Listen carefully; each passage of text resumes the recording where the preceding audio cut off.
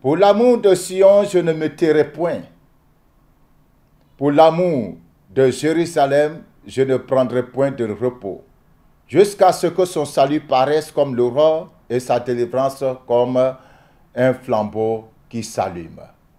Shalom, peuple de Dieu.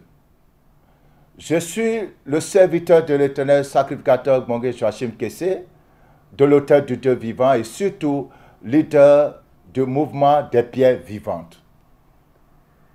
Comme nous venons de le lire, pour l'amour de Jérusalem, je ne me tairai point. Notre Jérusalem, c'est la Côte d'Ivoire. Le 27 juin passé, vous aviez été nombreux. Vous êtes venus du nord, de l'est, de l'ouest, du centre et du sud. Vous joignez à nous, au pied du Seigneur, à cette grande nuit qui était dénommée la nuit de supplication. À l'occasion, nous avons remis à notre Créateur la Côte d'Ivoire, de manière solennelle, par la voix des chefs traditionnels, des chefs coutumiers.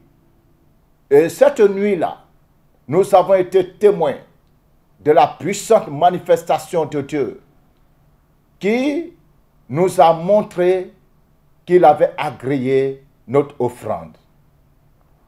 Nous ne devons pas nous taire. Nous avons fait la première étape. Nous avons fait le premier pas. Le Seigneur m'envoie encore vers vous, peuple ivoirien, afin que nous puissions cette fois-ci nous rassembler, toujours au pied du Seigneur, dans une autre nuit de supplication, avec un autre thème, que ton règne vienne, tiré de Matthieu, chapitre 6, verset 10. Que ton règne vienne. Chers peuples ivoiriens, chers chrétiens, chers hommes politiques, jeunesse ivoirienne, nous avons besoin du règne de Dieu dans notre pays. Septembre, c'est le mois qui précède octobre. Et nous savons que c'est avec beaucoup de crainte, beaucoup d'interrogations, que nous avançons à pas sûr vers ce mois d'octobre. Plusieurs sont en train de fuir le pays à cause de la crainte, ne sachant pas ce qui va se passer et ayant encore à l'esprit les événements de 2011. Mais pour nous chrétiens, pour nous intercesseurs, pour nous serviteurs de Dieu, pour nous églises de Dieu, le Seigneur nous appelle à nous rassembler à ses pieds afin de demander son règne. Car nous n'allons pas sauver notre pays par la fuite. Nous n'allons pas sauver notre pays par des mouvements quelconques. C'est par la puissance de la prière. C'est par l'intercession. C'est par les gémissements. C'est par les supplications. C'est par la repentance que nous allons arriver à arracher notre pays à la destruction. Nous ne voulons plus que des gens meurent.